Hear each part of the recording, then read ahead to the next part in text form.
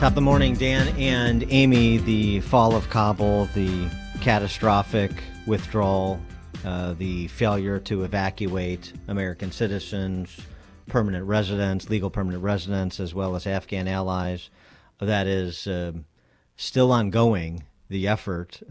Hearing an update as early as this morning about additional people that should have been evacuated prior to our departure that are now being evacuated. We don't seem to really have a handle, and the Biden administration, of course, doesn't want to talk about it, about how many in the various categories of people that need to be extracted are yet to be extracted. But it is worth talking about 20 years of America in Afghanistan and America's defeat and the fall of that government that we propped up, the implications of that, particularly as we're resettling tens of thousands of Afghan nationals into America, and thinking about that in the context of what's happening at the border as well. We're over 2 million now border apprehensions just this calendar year. For more on the conversation, we're pleased to be joined by Lawrence Mead, who's professor of politics at NYU and the author of Burdens of Freedom, Cultural Difference and American Power. He is also the host of the Poverty and Culture podcast. Professor Mead, thanks for joining us. Appreciate it. My pleasure. You write recently in a piece in The Spectator about sort of the real Afghan tragedy, and it's not so much America's failure as it is the fall of that government in Afghanistan. But you go on to suggest what it could portend for the future of the West, starting with America, in terms of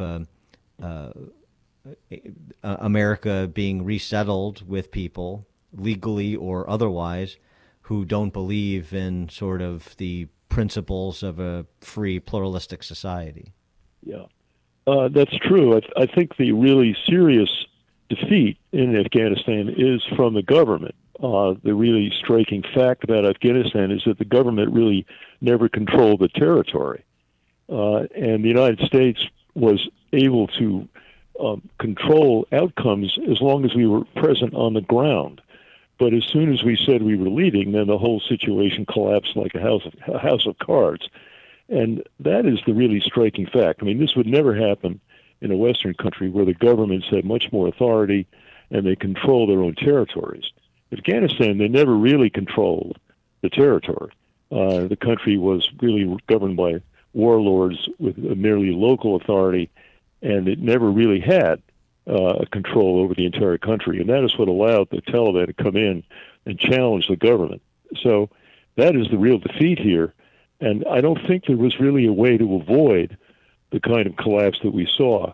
The minute it was clear that the United States was leaving, you would have had the same kind of collapse. The notion that we could have avoided this by some kind of planning, some kind of long-term process, is, I think, incorrect. There was going to be a collapse like this as soon as it was clear that the United States was leaving. Yeah, but 13 people didn't have to die on the way out. I mean, it was extremely poor planning, and people lost their lives because of it. Yeah. Well, but there wasn't any planning because no one believed that the regime would collapse so quickly. And that was universal. I don't think there was a single person who anticipated the collapse that we saw. Obviously, the people that were killed, very unfortunate, no question about it. But people are going to be killed in any event. I don't think there's a way to avoid this. It was going to happen. I can't think of anything they could have done really to change the picture. And also, it wasn't well defined who it was that had a right to leave. That many people had helped the Americans while they were in Afghanistan, and they all had a claim to leave. And many are still there. That's true. But I think it's a mistake to focus on this and not on the failure of the government, which is much more conspicuous. Well, I think we can walk and chew gum at the same time. I think we can focus on both when there's Americans there that should have been evacuated that haven't been. But with respect to the fall, so there's the evacuation failure, and then there's the question of the government that we propped up. And so, yes. Was this a failure to understand that this idea of control, the intersection of control and legitimacy?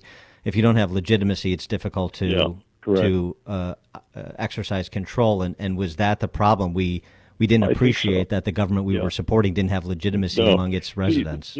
Americans believe that they essentially believe that people in foreign countries are like ourselves, and therefore they have similar political attitudes about democracy, about the rule of law, and so on and so on. And when those values are violated, we tend to attribute that simply to the rulers of the moment, and we don't pay attention to the long-term cultural causes. I mean, this is a regime which has never really had the rule of law. And, I mean, it's an extreme case, actually. Afghanistan is a country where probably the government in the center has had less control than virtually anywhere else I can think of, anywhere in the world. But there are many other governments in poor countries which are sort of like Afghanistan. They may have a little bit of authority.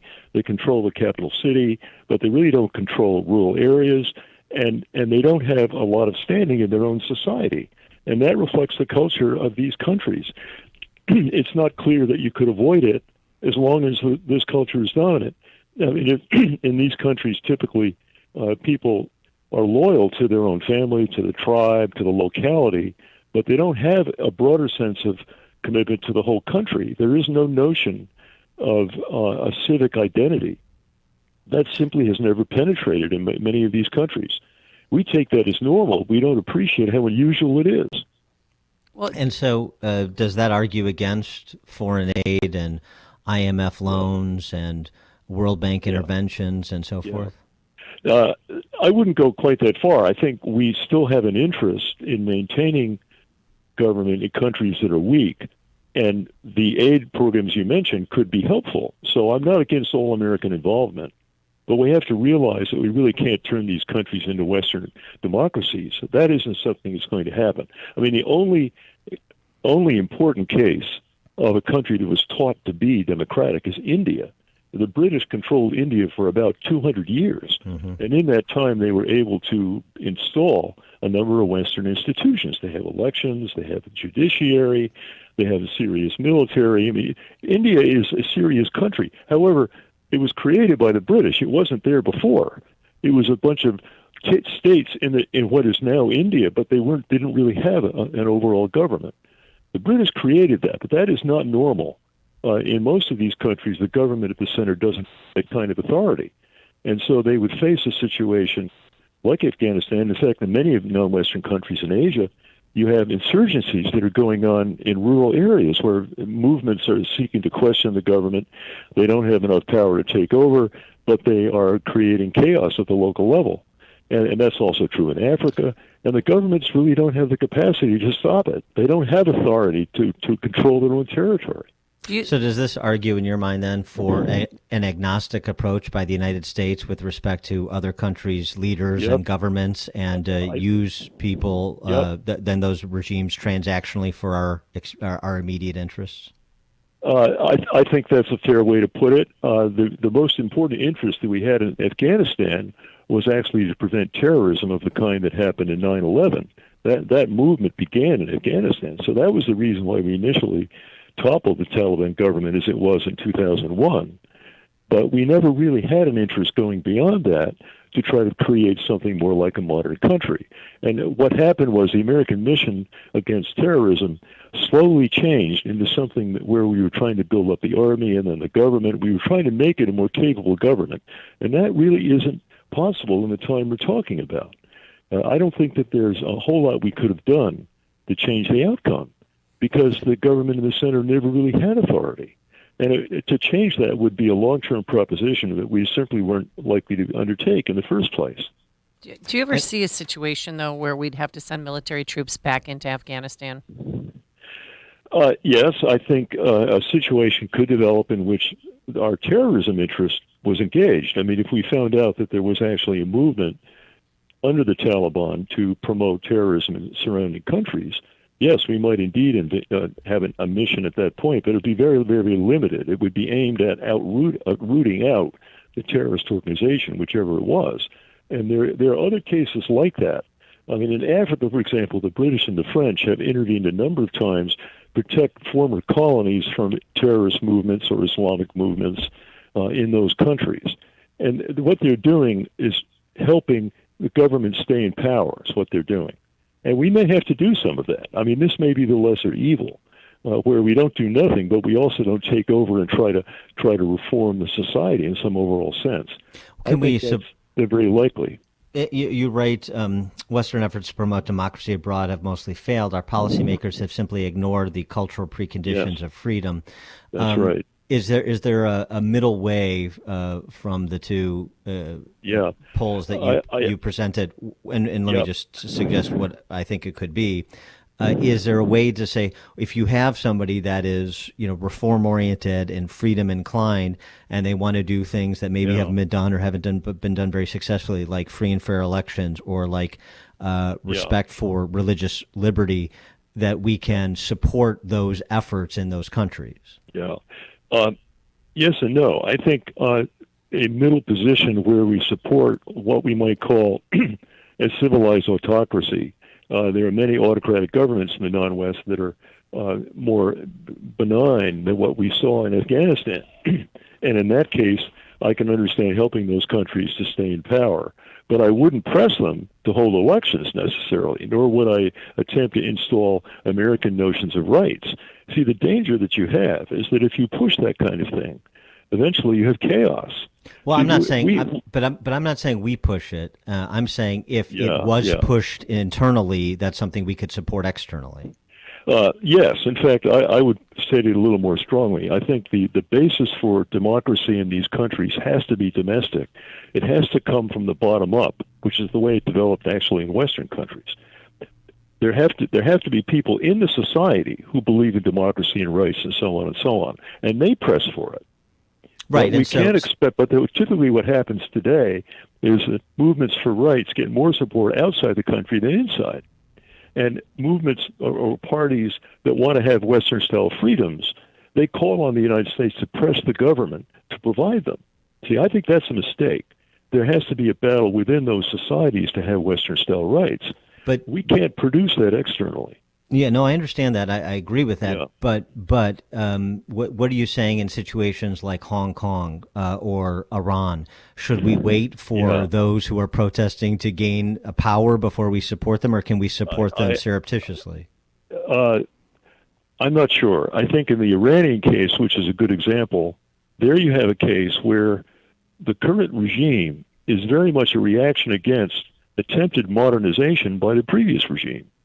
The mullahs took over because the society was suspicious about moves to westernize the country under the Shah of Iran. That was something that many people found threatening. And that's true in many of these countries. There isn't much support for freedom in the American version. That is actually an illusion. We'd like to think everyone wants freedom, but they really don't. What they want more than that is simply order, predictability. And they want there to be stability in some form. And if you bring in Western-style freedoms, then you have to have a degree of uncertainty, a degree of instability that's inseparable from those ideas. And that is threatening to many people. So they're not looking for freedom. They're looking for stability mostly.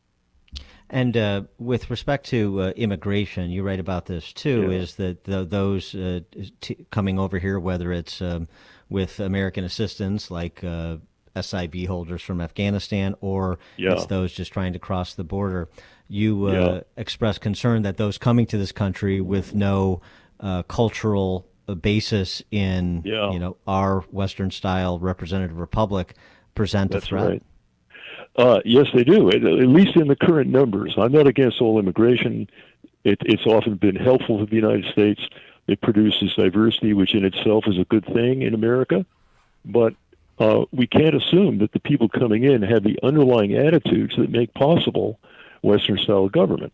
See, the things that the West has, which is hard to explain, is a combination of freedom and order. On the one hand, we have political freedoms, we have elections, we have civil liberties, we have freedom of the press, so on and so on. But at the same time, people pay their taxes and obey the law. And it's that combination that's very unusual, which really is achieved really only in the West, a couple of other countries. And that is quite peculiar. And in most of the world, you don't have that combination. You have to choose between freedom and order. That's essentially what happened in Afghanistan. Essentially, American-style freedoms were coming in, and they were making the country freer in our sense, but that also made it less stable. And that produced an upset in many parts of Afghanistan. People didn't want that. They wanted to have stability, order, tradition. They're not necessarily looking for freedom at all. The idea that freedom is a universal goal is simply false. And we have to accept that. This isn't the sort of thing that everybody wants.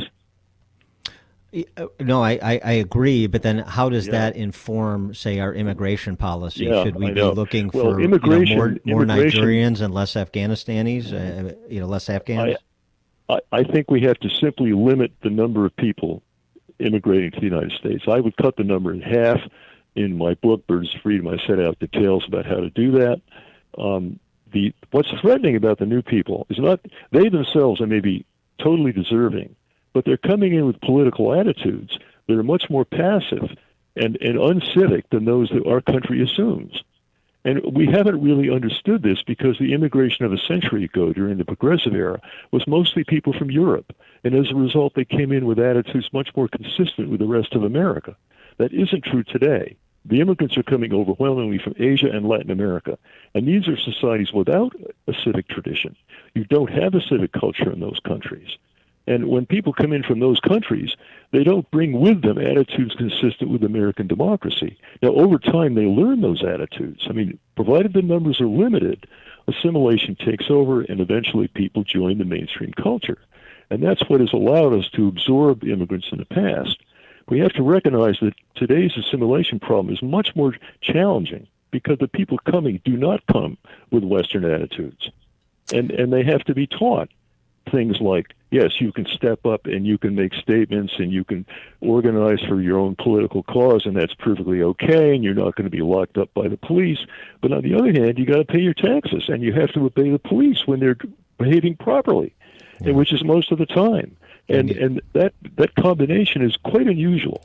Yeah, we need to teach like the entire lineup on MSNBC the same thing, but I digress. Lawrence Mead is a professor of politics at NYU. He's also the author of Burdens of Freedom, Cultural Difference, and American Power, and he's the host of the podcast Poverty and Culture. Professor Mead, thanks so much for joining us. Appreciate it. Yeah, my pleasure. Thank you, and he joined us on our turnkey.pro answer line. It's news, opinion, insight. This is Chicago's Morning Answer on AM 560. The Answer. The Lou Dobbs Financial Report is brought to you by Signature Bank, helping local businesses succeed. Visit signaturebank.bank for your commercial banking needs. I'm Lou Dobbs. President Biden wants the